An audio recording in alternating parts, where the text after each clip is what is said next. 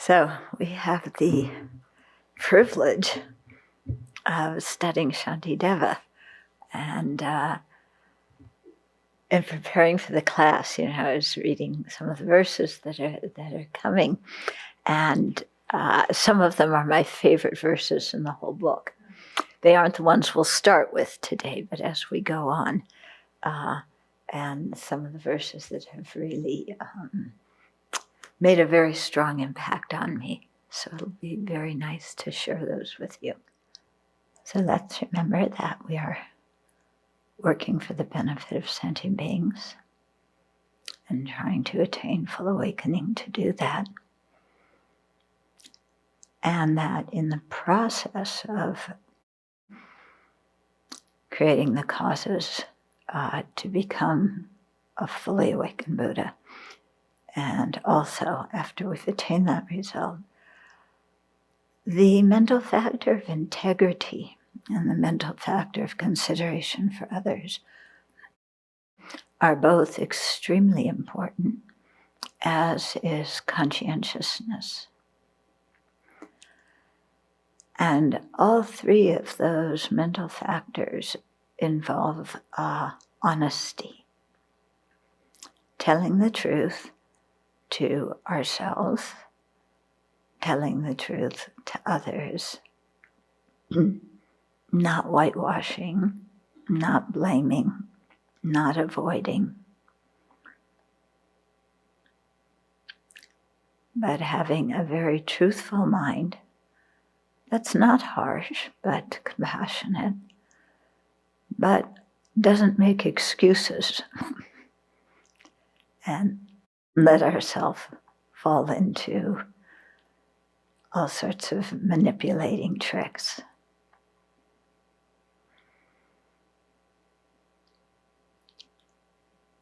So it's very important to see those three mental factors as essential if we want to create the causes for Buddhahood.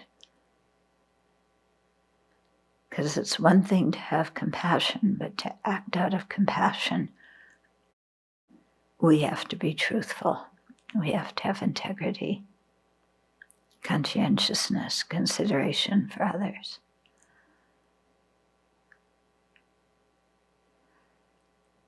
And to hold those as very strong values in our mind. So ponder that for a moment, and then we'll start the class.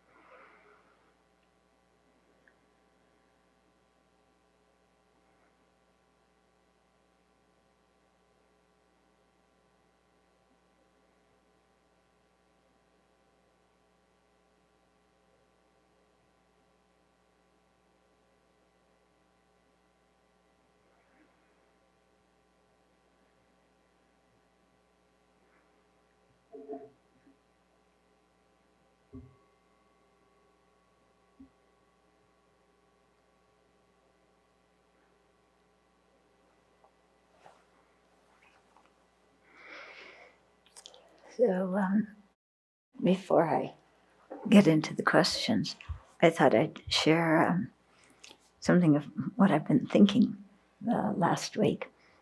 So we had our bi-monthly posada some days ago. We have it every fortnight, and in it, the Sangha, we reveal our misdeeds, our transgressions, and have regret for them. And then we read our precepts together as a way of restoring them. So when we were doing the last posada, I was thinking of the difference between a Sangha community and a political party. Because they're both groups, and as sentient beings in our lives, we belong to many different kind of groups. And some groups we choose and some groups we don't. We're born into them. But how we relate to them is up to us. And so I was thinking of the similarities between a Sangha community and a political party. You know, they're both groups. They're both established to accomplish a purpose. They both have ways of entering that group. Not everybody can just walk in. You have to do certain things to become a member of that group. You take a certain oath or a certain vow as a member of that group. Okay, so that's kind of similar. But then a Sangha community is set up to help its members attain liberation and awakening, and to sustain the Dharma in the world and enable other living beings to come in contact with these teachings. A political party, supposedly the purpose is to legislate and govern the country. Okay, now the Sangha, both of these have purposes. Then we're all sentient beings, which means that we all have afflictions. So then you have to see how well does each group we belong to fulfill its purpose? And, are there ways in which individuals in the group get sidetracked, or ways in which the entire group gets sidetracked? Okay, so you can see how that can happen in a spiritual community if we don't do the posada, for example, if we don't point out misbehaviors on the part of ourselves and on the part of the people we live with, if we just sweep things under the table in the name of, it's in the name of not causing upset, but the real reason is I want everybody to like me, so I don't want to say anything that might make people not like me. And there's a big difference between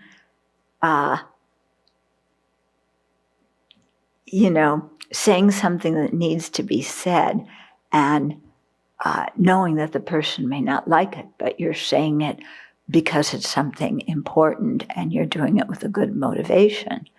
And not saying something or saying something, but the motivation is so that people will like me and I'll have a good reputation. The big difference between those two things. Okay, and so we can see, and we can't always tell through the behavior what the motivating factor is. Yeah, it's up to us to look at our own mind and see what it is. And, so that's why integrity, truthfulness, and so forth are really important, conscientiousness. But it's easy for us as individuals, to go the way of afflictions. And then it's easy for a group to start covering up each other's faults. So there's certain precepts that we have that you create a transgression if you don't point out a fault. And if you just, say, yeah, that's okay, we're going to ignore that, okay? Because we're supposed to help each other in that way. So point out a fault doesn't mean that, you did this. It means with a motivation to help somebody, you point something out, okay? So in a political party, that isn't so important, admonishing each other.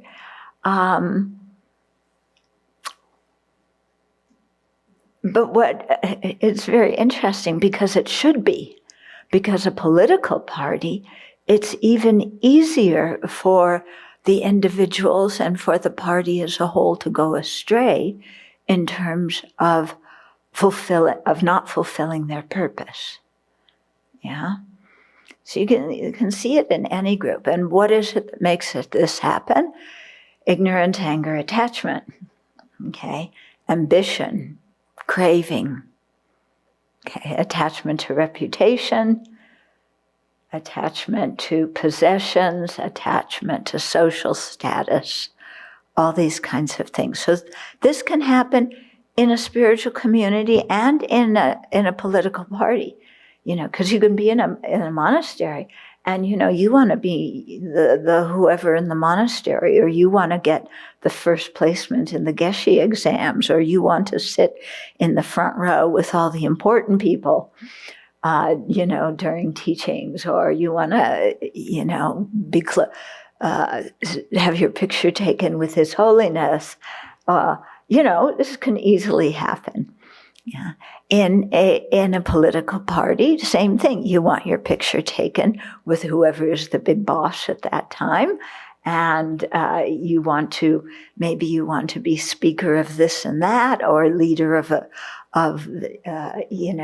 the party in the Senate, leader of the party in the House of Representatives, and so it's the same mental factors that can come. So, in seeing those similarities, I know none of you are watching the news, so I'm watching it all for you, for your benefit, so that you'll know what's happening, right? But actually, I think this is becoming an amazing Lamrim meditation. Yeah, because I will try not to mention names, but one of the political parties is trying to figure out what it is. Its leader was not reelected. Yeah. Okay. So, thank goodness. And the party's trying to figure out who it is. So what's interesting is, as you know, there's going to be, they've impeached Trump again, and next week there is going to be the trial in the Senate is going to occur, and so the Republicans are trying to figure out, are they following Trump or are they following their conscience?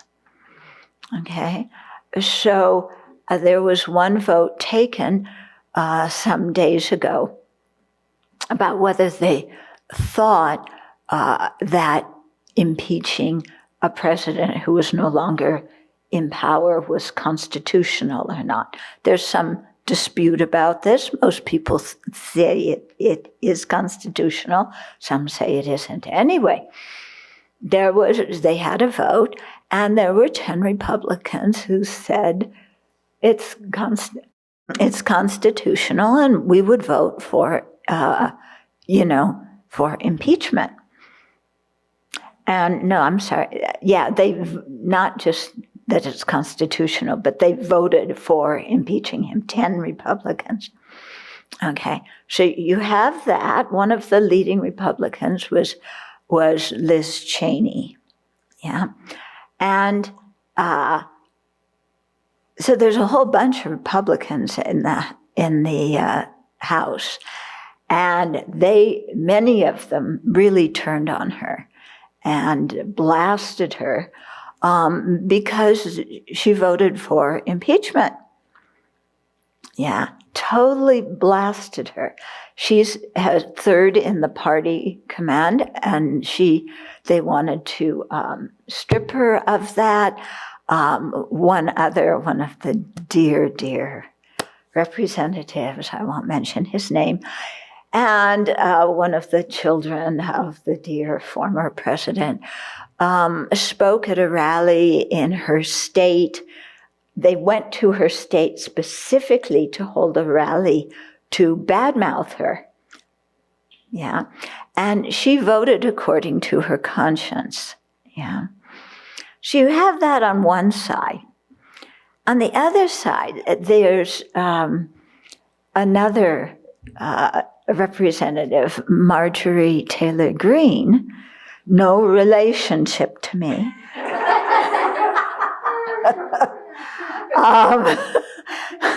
Yeah. Who, well, she thought that the Parkland shooting and the Sandy Hook shootings did not occur, that those were all actors. There were no children who got killed. That the forest fires in California started because the Jews have a laser beam in space that they focused on the forests in California. That she has things online about, we should assassinate Democrats, how to get rid of them. A bullet through the head is a good means. She is a QAnon follower. Okay. And on and on and on. They're discovering so many of the things she said. Anyway, the former president, whose name I'm not mentioning, loves her and thinks she's fantastic because she loves him. And it's very transactional. I pat your back, you pat my back. Okay. So he loves her. He obviously doesn't love Liz Cheney, who voted to impeach him. So the Republican Party, this week, they were trying to decide whether to take Liz Cheney out of her position as third highest in the Republican representatives, as Republican representatives.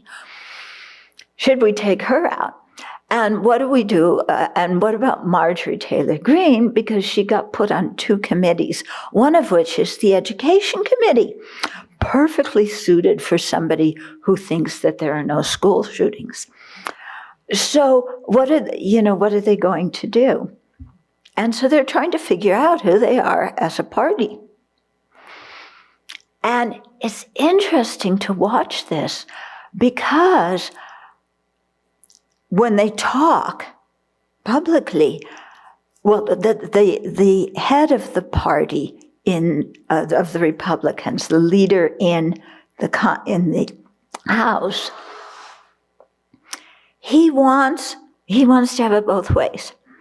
Okay, he sometimes says things about the ex-president, criticizing him, but he doesn't want to offend him, and he flew to Florida last weekend to have a tete-a-tete and have his picture taken with the big guy. And so he wants to get in good with the side that wants to keep Liz Cheney, and he wants to be in good graces with the former president, and more than half of the Republicans in the House who are, I don't know how many of them are QAnon people, but they're definitely believers in conspiracy theories, as we saw with, everything that's been going on. Okay, I don't have to go over all that. So sitting back and watching this as a Dharma person, and saying, how does this relate to my mind? And you see that, it was like until yesterday, we still don't know how this is going to end, but it was like there was so, they don't want to offend the QAnon conspiracy theorist.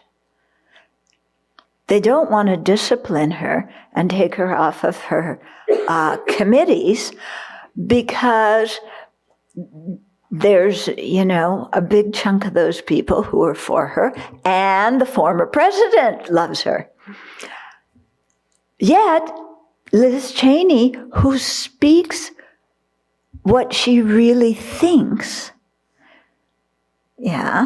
and it made her vote a vote of conscience, knowing that she would get criticized, then many of them want to kick her, demote her. So it's so interesting. It's like the person who speaks truth wants to get demoted. People want her to be demoted. The person who speaks conspiracy theories, and she's just way out there. And I don't know if she believes these things or doesn't believe them, but either way, it's bad. If she believes them, then what's her mental state? If she doesn't believe them and she's lying, then what's going on? Anyway, they don't want to, the Republican head in the Congress didn't want to discipline her.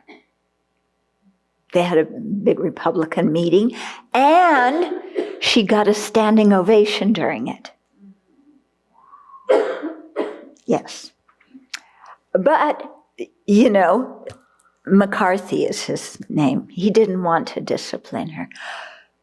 So he passed it over to the Democrats. So the Democrats are going to put something on the floor today about whether to take her off those committees. As soon as the Democrats did that, McCarthy, who gave it to the Democrats to do, the other party to do, said this is a Democratic partisan activity. He criticized the Democrats for doing what he wanted them to do because he was too cowardly to do it. Okay, so you may not have wanted all those details in the middle of retreat, but the reason I told them to you is look at the mental states of the people involved. And what are the motivations? We begin to see that the purpose, we know that the purpose of the House and the Senate is to govern and to legislate. What we're seeing is no government and no legislation. The country's in the middle of a pandemic. The economy is pitting. No time for that. But what we see is ambition. So that people's purpose becomes being reelected. And that then what happens is that all the votes, the basis of the votes is not what is good for the country or even good for their own party. The basis is what helps me as an individual get reelected and climb up the ladder in the political party. Because McCarthy wants to take back the Congress in the next election. So thinks he needs Trump's good graces to do that and Trump's support. And he doesn't want to offend Trump's voters. Because if they take back the House, then he hopes to be Speaker of the House. So what you see is you look, somebody joins a club, if we call the Congress a club. And the purpose of the club is one thing, but people's own purpose is not the purpose of the club. It's their own personal advancement. So where does that leave the Congress? And where does that leave the country? Now, if you look at a Sangha community, and the whole world is never going to be the Sangha community. Some people ask me that sometimes. If everybody ordained, then we won't have any babies and the human population will dry out. No, seriously, I get asked that question often. And I say, well, wait until that happens and then we'll see what to do. That's never going to happen. Okay? But it's a good thing to worry about if you're bored. Yeah. So,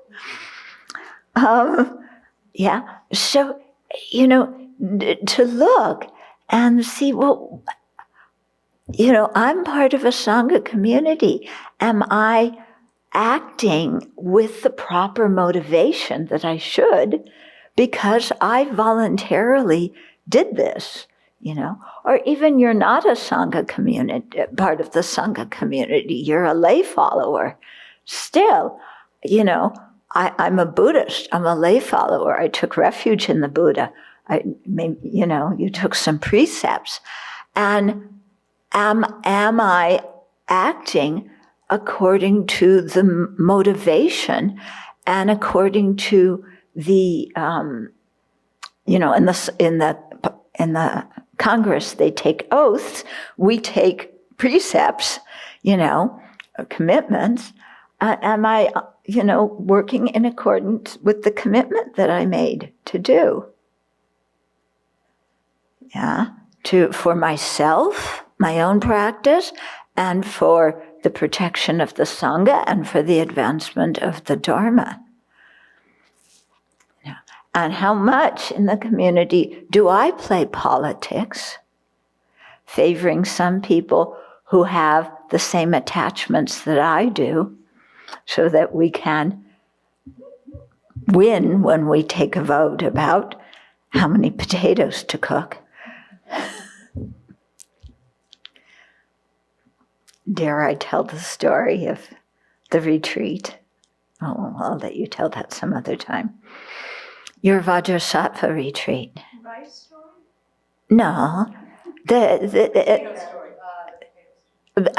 bean story? No. There were many stories from this retreat. Okay, so I'll give you a story. So we were all at a retreat center. This is a digression from a digression. So we were at this retreat center in Canada doing people were doing a 3-month Vajrasattva retreat. I was in another room doing another practice for 3 months. And there were, I don't know how many people, 12 or something? 13 people. There were 13 people. But the cooks would bring like 11 or 12 potatoes. Baked potatoes. And so then they had to figure out how to split the baked potatoes exactly evenly so that everybody would get it. You would think that they were all the eldest children in their families, because that's the job of the eldest children, So they would take votes on that. Then they took votes on how much milk to have, how much milk everybody could have. Okay? I don't know what the decision was, but they voted on it. Most of them were Americans. There were a few Mexicans. The Mexicans on the retreat were going, what are these people doing? Just let somebody make the decision and let's get on with things. But no, there were long discussions about how to divide the potatoes and how much milk they were going to have. Okay, so I don't know how I got on that. Attachment with groups. Yes. Oh, yes. So you have to side with the people who have the same attachment to food so that when you vote, you get what you want. And you badmouth the other people who want to have what you don't like. Yeah. And you vote against them and you gather more people on your side. I've been trying to do that, and I failed. Everybody here likes beans. Got to get some people here who don't like beans.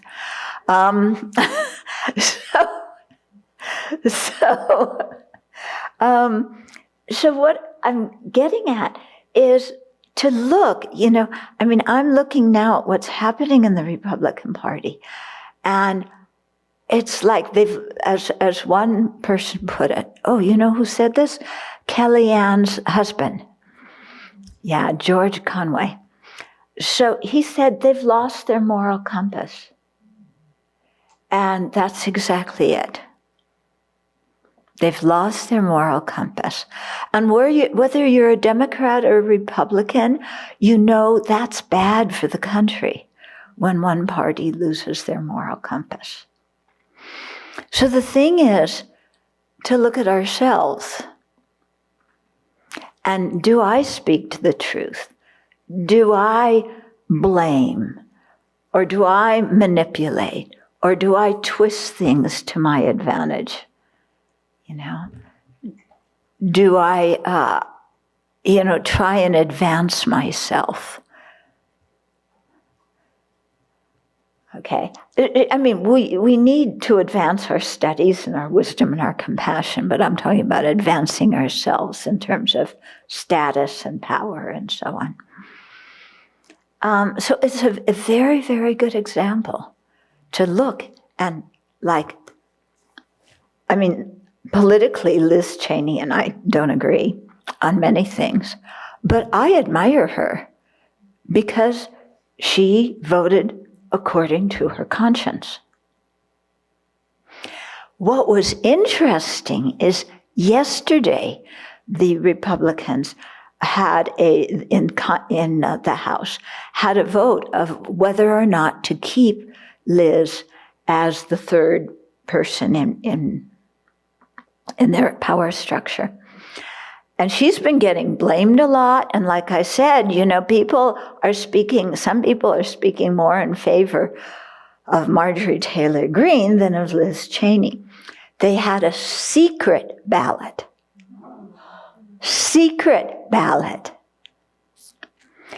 And the vote was 145 to 61 to keep her as in the power structure. So when they didn't have to let other people know what they were voting, when their reputation didn't depend on their voting, they voted according to their conscience about what they wanted, and they wanted her to remain. The vote about Marjorie Taylor Greene, that will probably be a public one because the Democrats are behind it. And so their people are not going to vote according to the truth of their own truth. Yeah, they're going to vote according to what's going to advance them, which is not good for the entire country, and it's not good for the individual. And it's not even good for their political party. Yeah. So, sometimes when you look outside and you can see these kinds of things so clearly, it's like a mirror for our own behavior. Yeah. And I find that quite helpful. Yeah. Who do I want to be like? Yeah. And they were showing one clip, I forget how to pronounce his name, Navalny, the Russian, who Putin tried to kill. Yeah. Who, after he recovered in Germany, went back to Russia knowing he was going to get arrested, and he did, and they threw him in prison. But I didn't see his whole thing, but just a little bit here and there. But he, too, when he made a public statement, he spoke very truthfully, very directly, even at the cost of his own personal safety. Yeah. And so what kind of human being do we want to be?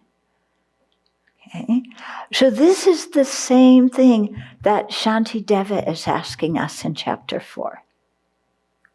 Okay. It's the same thing. Yeah, because chapter 4 is conscientiousness, ethical conduct. What kind of human being do we want to be? So this is something to really think about. And it's not like you just think about it and then put it down, because we can think about what kind of human being we want to be, but becoming that kind of human being is much more difficult, isn't it? Yeah, we all know that. We all know how we would like to be. And when push comes to shove, the 8 worldly concerns often topple us. Okay? But just the fact of getting clear about what kind of person we want to be, helps us go in that direction. Because if we don't take the time to figure that out, then we're going to go this way and that way, and anything anybody says to us, we just go along with it. What do they call that? Spinelessness. Okay. But so at least thinking very deeply about what kind of person do I want to be is a very good and necessary first step. And then after that, seeing, okay, what behaviors do I need to change to be like that? And to change those behaviors, what thoughts and emotions do I need to change in order to be like that? And so really, thinking about that. And, we may know very well what we want to change, but deciding which are the most important things to change first. Because sometimes we say, oh, I want to be this kind of person, so I have to change all these, 853 and a half things. And then we try and do them all at once, and we wind up doing nothing because we're confused. So pick out, the things that you think are most important for you to start to practice and abandon now. Yeah, what are the things that really take you astray, that harm you or make you harm other people? And really work on those. The other ones you'll get to. Give yourself a break. You're not going to do everything perfectly. Okay, I know this is extremely hard for the members of the high-achieving neurotic society.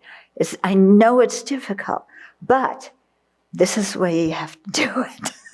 Yeah, because you can't do it all at once. We have to do it step by step. Okay. Now, questions. Okay, so this is from an earlier chapter. So how is intending to give different from imagining giving when doing a mandala offering? Okay.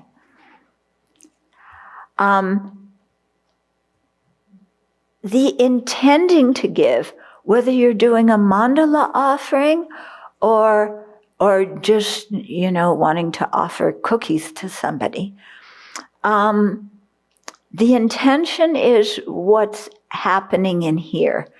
It's part of your motivation. Okay. Imagining giving, in the case of the mandala, is you're imagining doing the action. So you have to have both the intention to give and then imagining doing the action. Similar in life, I may intend to give somebody something, but then actually giving it is another step. So whether you're actually giving it or imagining giving it, it's a different mental state than intending to give it. Isn't it? Because I could intend to give you something, and then I just don't follow through. Yeah. If we imagine offering the mandala to the Buddha, okay, it's like we're following through as best we can, because we really can't pick up the world and give it to the Buddha, because it doesn't all belong to us. Okay? But it's a different mental state. When you offer the mandala, it's like, as, if this, it's as if, okay, all the objects of my attachment, I'm going to offer. Yeah. And so imagining just sending the world to the Buddha and he experiences bliss, that's very nice. But we can imagine giving, but are we intending to give to the Buddha? When we offer the mandala, are we really having the intention of offering our body, our wealth, our enjoyments? Or are we just saying that and making the gesture of giving, or saying that and imagining giving, but we're not really thinking about what does it mean to give my whole world to the Buddha? Yeah, it means I'm giving the people I'm attached to the Buddha to take care of, because they're much better off under the Buddha's guidance than under my attachment. Yeah. So if you're really attached to some people, offer them to the Buddha. Let the Buddha guide them, instead of keeping our sticky hands on them, trying to manipulate them to become what I want them to become. Yeah. Or the different things you have, in your heart, give them to the Buddha in the mandala offering. And then when you use them, be aware, these are not mine. They belong to the three jewels, and I'm using them on loan. And if I'm borrowing the things of the three jewels, I need to take good care of them. I need to use them with a good motivation. Yeah, I need to use them to benefit sentient beings, not just for my own enjoyment and so on. Okay? So if you really have the intention to give, and then you imagine giving, then afterwards, it really changes how you use the things in your environment. And then if somebody comes along and takes something, you don't go, that's mine, give it back, that's mine. You say, well, it belongs to the Buddha, and I have no say-so. There's no reason for me to be attached to it if it disappears. Which is a very helpful attitude to have when things go missing. Yeah, like one of my socks in the laundry, not to mention my Zen, which has never been found. You just let go. Okay. So, okay, next question. Is it best to purify daily? Yes. Seems we have an endless number of seeds to purify. Agree. And each day it's not like we have continually virtuous minds every day. Do we? Anybody have a continually virtuous mind every day? I know, all sorts of afflictive mental states come up. So we have to purify what we've done in the day as well as work on the backlog. Okay? So it's kind of like when your email is overflowing, you have to answer the urgent ones that arrived today, and then start with the ones that have been sitting there for 4 years. Okay? Okay. If you realize I need to get my act together before it's too late, and feel drawn all over the place in a desire to find purification, how would you recommend organizing your life's priorities? This is another really important thing. We have to have priorities. So if your priority is to get your act together, and within getting your act together, purifying things that happened in the past, and making new as part of the purification process, we make the determination not to do it again in some form, okay? And so if that is a priority to us, then we do purification regularly, okay? We do it daily as part of our daily practice, and we take the time to do purification retreats. So, for example, the Bodhisattva retreat, prostrations to the 35 Buddhas. Okay, so you really engage in, those two are two of the most prominent purification practices. There's many others, but those are the ones people usually start with. And you really work on them and work on the four opponent powers, really being honest with ourselves about things we regret, and then making a determination about how we want to be in the future. So this again is this same thing of deciding what kind of person we want to be, and then purifying the things in the past where we weren't the kind of person we want to be, or when in the past when we wanted to be a different kind of person and we succeeded in being that kind of person, but we don't want to be that kind of person anymore. Okay, purifying those things, and then, figuring out how we want to go forward so we don't fall in the same traps.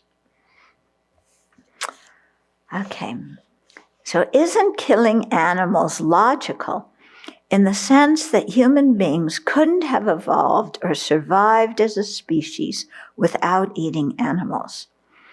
We are only able to be vegetarian because of the fairly recent development of agricultural practices. So isn't killing animals logical? I don't think that it's something you can prove with logic. Yeah. I don't think you could give the hidden syllogism in this is killing animals is necessary and okay because human beings need to eat animals in order to survive until recently, But I don't think that holds. Yeah, because all along, human beings could eat other things. They didn't have to eat meat. Meat was maybe easier, they preferred hunting rather than to gathering and farming and planting. But that doesn't mean that it's logical or good. Also, kind of what's underlying the question, I think, is an assumption that we tend to have in our culture, an assumption that we have that if it supports evolution, it must be virtuous. Okay? In other words, if it supports human beings being able to stay alive and develop and if it supports any kind of thing that helps evolution, it must be virtuous. There's no pervasion there that if it supports evolution, it's a virtuous action. Yeah, there's no pervasion because, like killing, even if it did support evolution, it's still non-virtuous. Okay. And, many other kinds of things, yeah, like that. That might be good evolutionarily, whatever it is, but it doesn't mean they're virtuous. So we have to differentiate those things, okay? We can't say everything that enables me to stay alive is virtuous. Because then I could go around killing and just say, well, everything is endangering me and my wealth, my health, and that's much more important than this other living being's life. So taking their life is virtuous because it supports my well-being, my evolution, my getting my genes into the gene pool. Yeah. And therefore stealing is also okay because that supports my life and my genes getting in the gene pool. Yeah.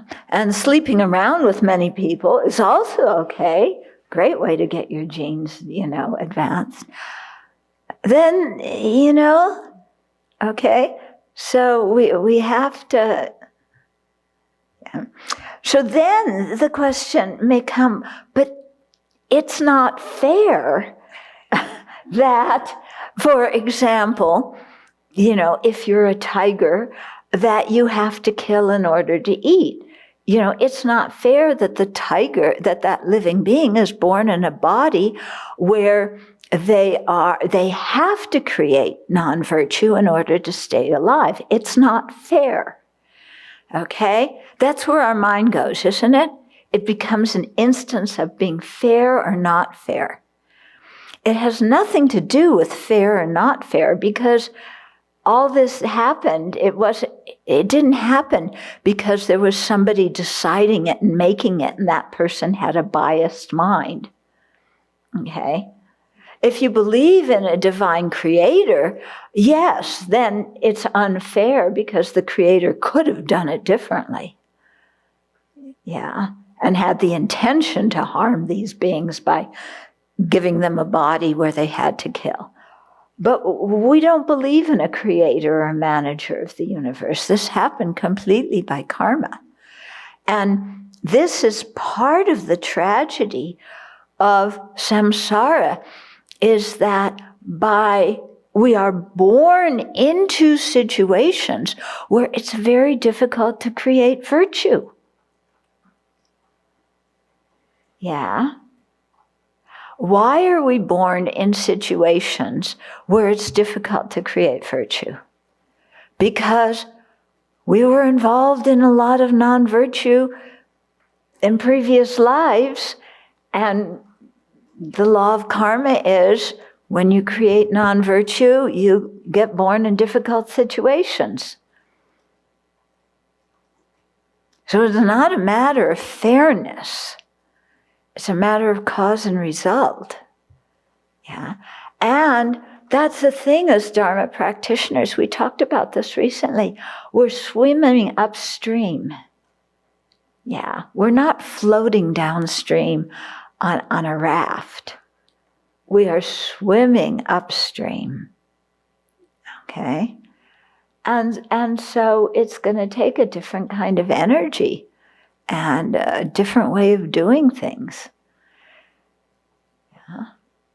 And when we look, part of the meditation on the precious human life is seeing how fortunate we are to have the rebirth that we have, where, yes, of course, we have some impediments to creating virtue, but compared to most other living beings, we have an extraordinary situation in which we can create virtue. Yeah. So in comparison to other living beings, what is there for us to complain about? On the other hand, we should never get proud of, well, I have a perfect human rebirth, so I'm higher than you, because as soon as you think like that, it shows that you're lower than somebody else. Because arrogance is an affliction. Okay. Okay. It seems that to be human is to cause harm to other beings every day. Is it possible to be a human and not cause harm in some way every single day? Do realized beings in human form create less harm? They better. Otherwise, what's the point of being a realized being? Yeah, of course, if you have realizations, you're going to create less harm. Yes, as a human beings. So we have to say here, is as human beings, is just being a human being the thing that makes us create non-virtue? Or is it being a human being with afflictions that makes us create non-virtue? Yeah. It's more being a human being with afflictions that then when we're in a difficult situation, then we often act out of the afflictions, out of self-centered thought, to do what is best for us. Okay? And that's why we're practicing the Dharma, to reverse that tendency.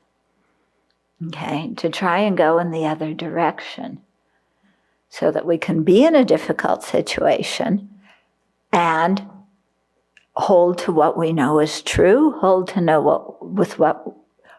to what we know is right, ethically right. Okay? So this, if we practice Dharma, then we can slowly go from, just causing harm, all over the place, to causing less and less and less harm, and actually being able to benefit.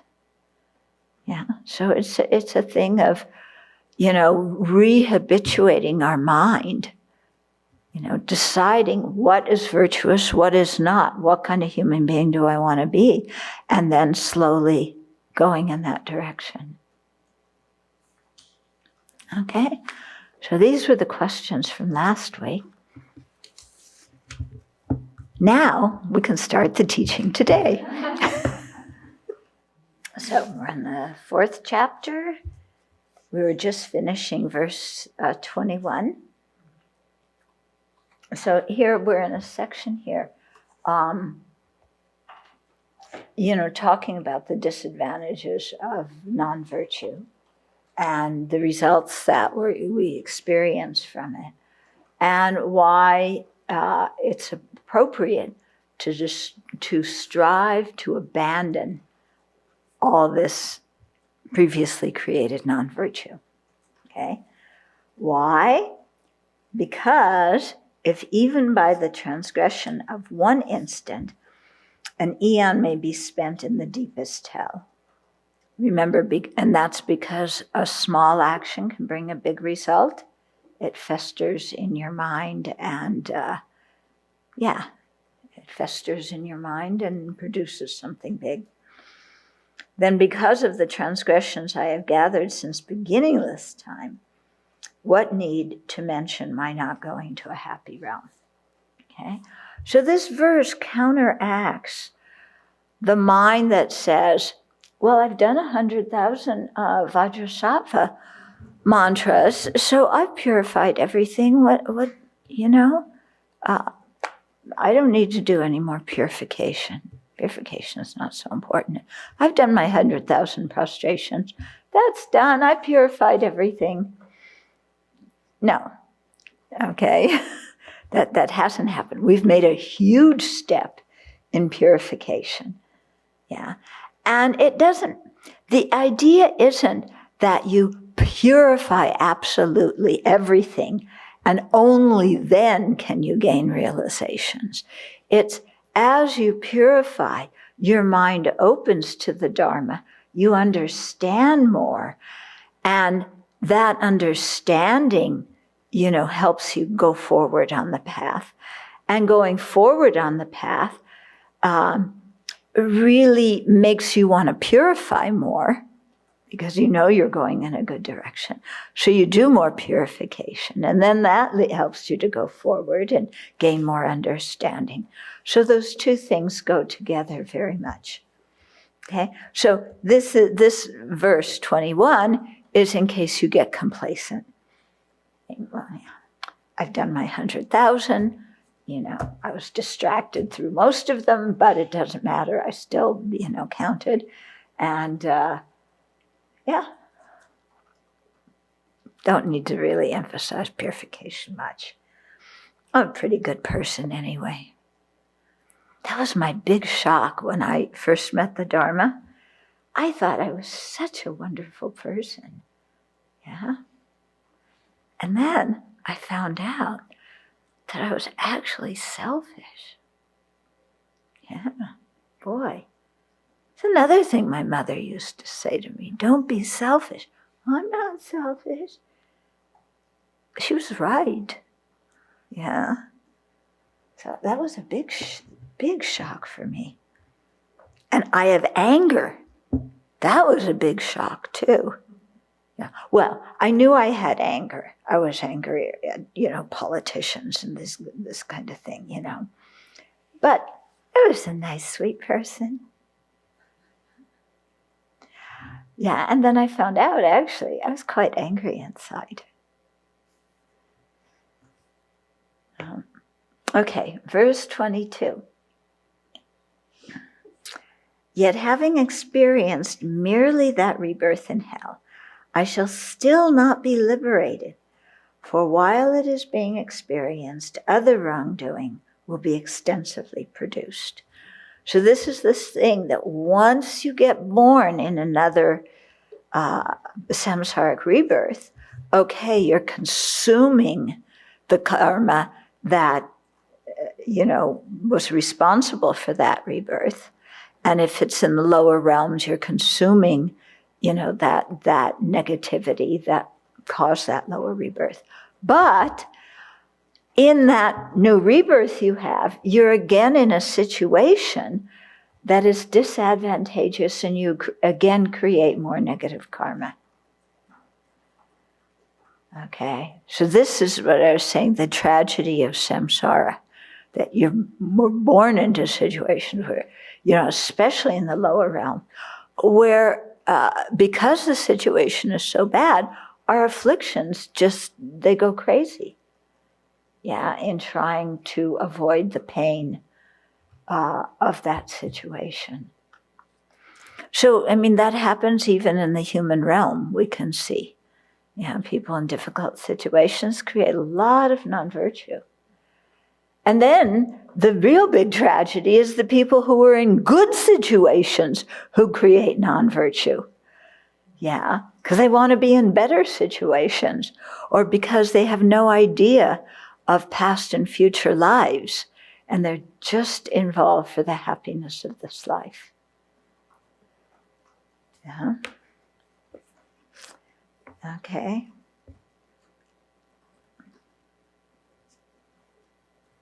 So 23. If when having found the freedom such as this in our in our precious human life, the 8 freedoms, yeah. So if having found these freedoms, I do not attune myself to what is wholesome, there could be no greater deception, and there could be no greater folly. Okay, so in previous lives, we worked so hard to attain, to create virtue, to have a precious human life now. And having gotten this incredible opportunity, if now we just fritter it away, we don't attune ourselves to what is virtuous, but we just, kind of go along and, my tummy's filled, my rice bowl is full, that's all that matters, I feel good, then we're really deceiving ourselves. So to make a modern example, it would be like you're a kid in a toy store and somebody gave you their credit card, and you could buy anything you wanted and as many toys as you wanted in the toy store. But instead, you turn around and you walk out. Okay? Even though you have somebody else's credit card and they'll pay for it. You know? So it's kind of like that. You have this great opportunity and then you don't take advantage of it. And we see this all the time. It's so easy to see it in other people. Yeah, it's extremely difficult to see it in ourselves. It's so easy with other people. You know, we can look around and they have such good conditions, but look at how they're acting. Why are they so angry? Why are they so greedy? Why are they... what they're doing is so harmful, you know. Don't they understand that they're creating the cause for their own, you know, bad rebirths, you know? Or even if it's not like on that level, it's, you know, they're born in a really good life and they become an alcoholic or a drug addict. Yeah? Why? They have such a good opportunity. Why are they acting like that? Okay? So it's very easy to see with other people, isn't it? When they don't make proper use of their opportunities. It's not so easy to see when we don't. Yeah, it's not so easy. So don't get into telling yourself you're bad because you don't use every opportunity to the 108th percent. Okay? Because if you start telling yourself you're bad for wasting this opportunity, then you're going to spend your time and energy in ruminating about how bad you are, and you're not going to have any time and energy to do anything virtuous. Yeah. So don't sit there and tell yourself how lousy you are and how unworthy you are. Okay? But see the opportunity you have and then make use of it. And we may not be able, like I was saying, to do everything right away perfectly, but we start going in that direction, and that's good enough.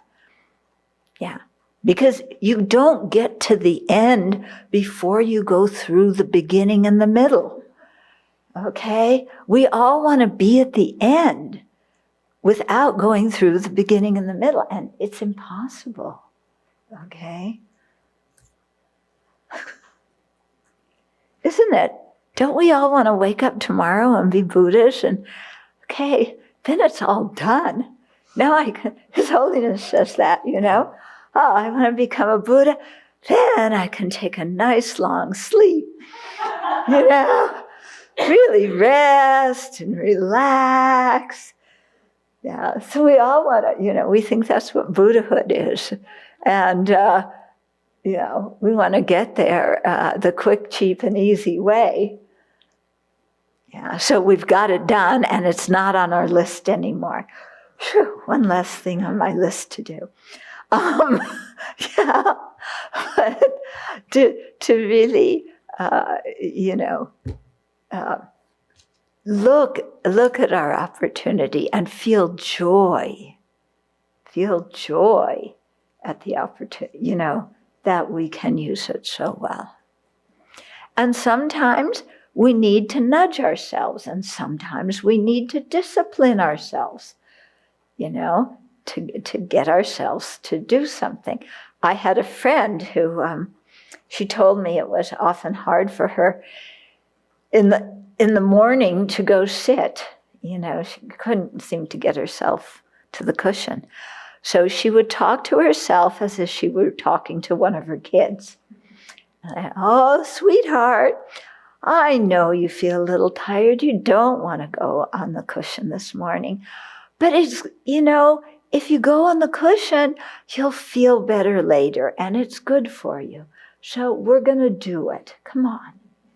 And that's how she talked to herself, to get herself on the cushion every morning. Okay? Like you're talking to a little kid. because sometimes when we're under the influence of our afflictions, we are like little kids, aren't we? Yeah. And inside, the kid's going, I don't want to. Oh, I want to have a cup of tea and sit and read a good book. I don't want to go sit on the cushion. As if sitting on the cushion were going to cause you such incredible pain. I was thinking about that actually this morning, how the mind avoids certain meditations, and saying, why does my mind avoid that meditation? It's fine for me to write about it. It's fine for me to teach about it. But doing that meditation, that's another story, okay? And so I was thinking, it's like, the mind thinks that if I do that meditation, I'm going to suffer, okay? Now, when you're doing the meditation, you're just sitting there. What is suffering about just sitting there? There's no physical suffering involved. Although I can say there's physical suffering if I have to sit cross-legged because I just had a hip replacement and I can't do it and it hurts. But aside from that, because I can sit in a chair, there is, what is painful about, why do we want to avoid certain meditations or avoid getting ourselves to the cushion? What is it? It's not like there's no physical pain. I mean, okay, your knees hurt, you move your position. But, and it's not like your mind hurts when you do a meditation. But it's like, I kind of know that's true, but I don't want to really acknowledge it, because if I do, then I have to change. Well, what's so difficult about changing? Isn't that what we signed up to do? I mean, we didn't come and take refuge in the Buddha, Dharma, and Sangha so that we could remain the same as we were before. That wasn't the motivation, isn't it? We come to the Dharma because we want to change. So then, it's time to change, and then my mind goes, but.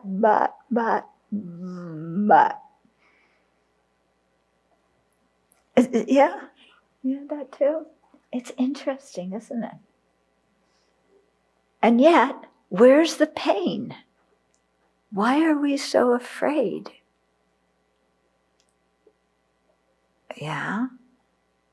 What is painful about changing?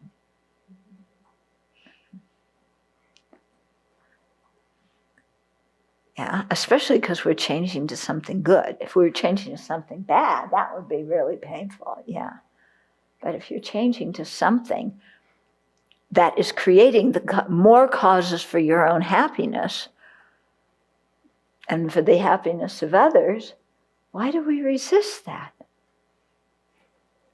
So interesting, this mind we have. It's so inconsistent. Because it's our deepest wish, any sentient being, deepest wish is for happiness and to avoid suffering. And yet, when it comes to creating happiness and avoiding suffering, we think that's suffering.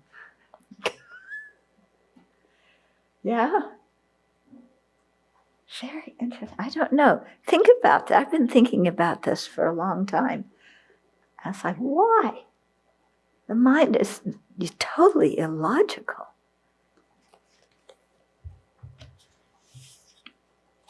Okay, 24.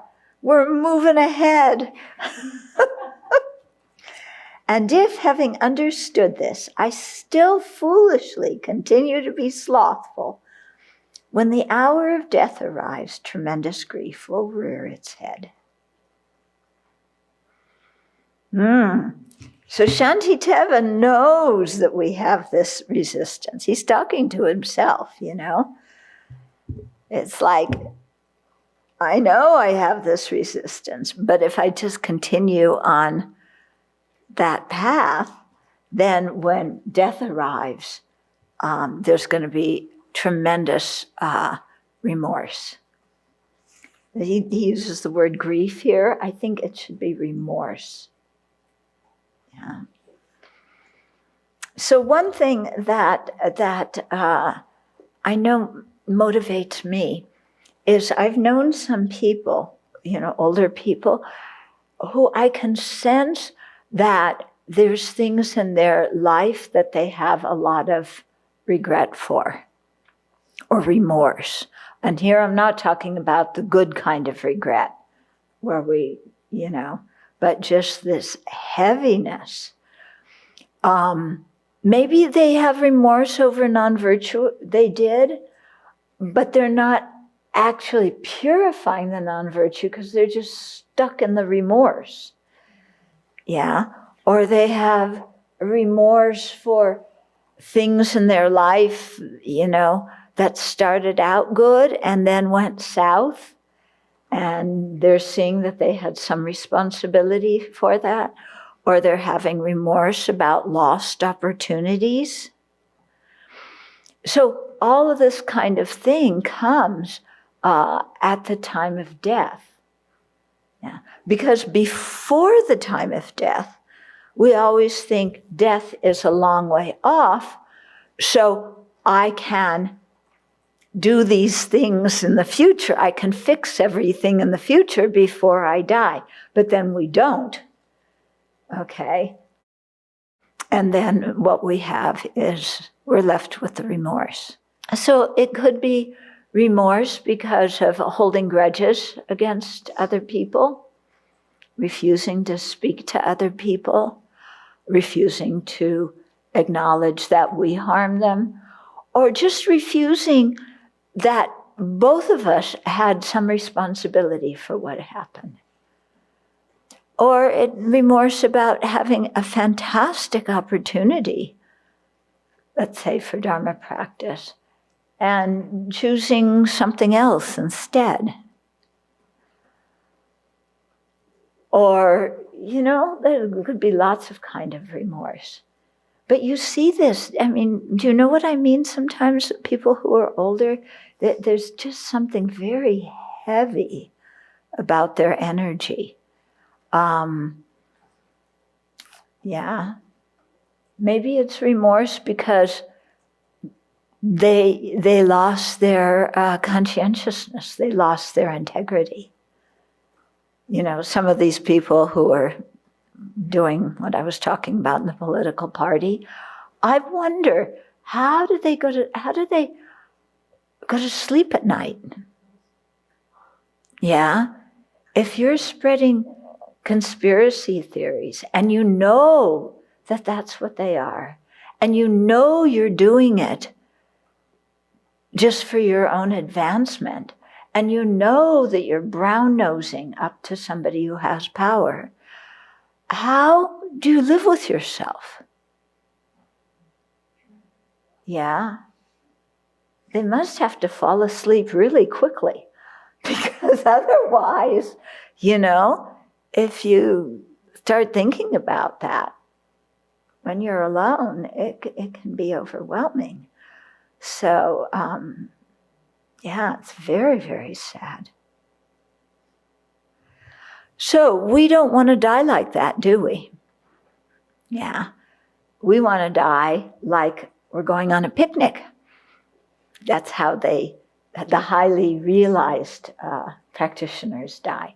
Of course, I don't think it's really like going on a picnic. It's supposed to mean that you feel delight.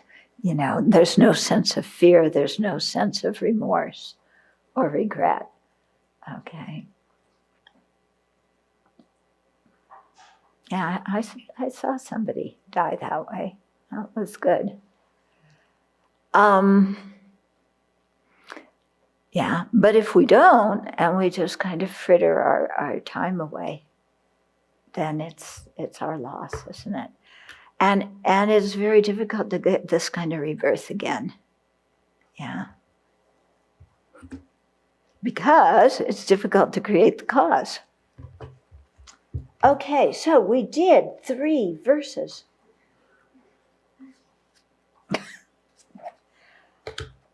Any questions? So in regards to this, why we can't do what makes us happy. I mean, what part does the self-grasping ignorance that defines itself as this solid, defensible entity influence when we finally get an insight about challenging that? I don't want to anthropomorphize self-grasping ignorance as some sort of entity in me that's causing all sorts of havoc, but there seems to be something about that erroneous view that imparts a sense of annihilation and fear when we get into understanding what our biggest obstacle is. Mm-hmm. But I think that might be a piece of this puzzle, but the self-grasping ignorance is Oh, yeah, because the self-grasping ignorance, that and the self-centered thought are the 2 things that are going to lose out by our practicing the Dharma. And they've been with us for a long time, and they're not going to roll over and say, yeah, go ahead and destroy me. Yeah. I mean, that grasping at an inherently existent person who's in control, who can do this and that, just this real person, that's not going to roll over, not going to go down without a fight. No, not at all. I mean, it's so habituated. If you look at it like that, it's just so deeply habituated that it's going to be hard to. We have to chip away at it gradually. So we didn't do very many verses, but I hope you have something to think about. Yes? When you were talking about the thing about killing animals, it made me think first of Albert Schweitzer, who always had one of his mottos was reverence for life, and like how the Native Americans do. But I was thinking in Buddhism, I remember Darshan Rinpoche talking about, and I think we've talked about this here, that there is this acknowledgement of harm. So we maybe try to reduce that and try to maybe, they talk sometimes about the size of the animals that you might eat. Oh, yeah. And things like that. So there is this recognition of that there is harm. I remember he used to tell people that you're actually harming even when you grow vegetables. Mm-hmm. There's actually harm that happens to stuff in the ground and like creatures in the ground or whatever. So I think it was like an acceptance, but a minimizing of it for ordinary beings. I think there's a place where you probably don't need to eat. Yeah. You don't have that kind of body. I mean, you accept the situation and you try and minimize the damage and the harm. And you don't have the intention to kill. Okay, which is different than I have the intention to kill, and that's why I'm doing that, or I like the taste of meat, and so, okay. Right, yeah, so you minimize it by taking away the different branches of the karma, by reducing the strength of the intention, by doing some purification, by saving life. Yeah. Okay.